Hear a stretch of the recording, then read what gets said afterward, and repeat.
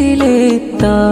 വേണ്ടി മദ്ഹെഴുതി ഞാനേറെ മദീനത്തെ മണൽ തരി കൊതിച്ചുകൊണ്ട്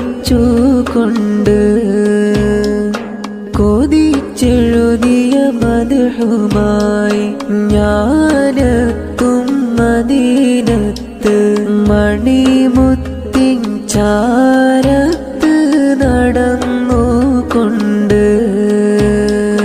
നിറഞ്ഞൊഴുകുന്ന കണ്ണുമായി പിടയുന്ന കൽബുമായി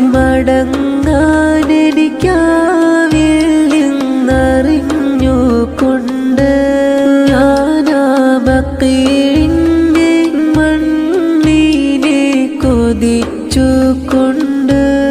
ഞാന് കരഞ്ഞിട്ടവിടെ തന്നെ ഇരുന്നു കൊണ്ട്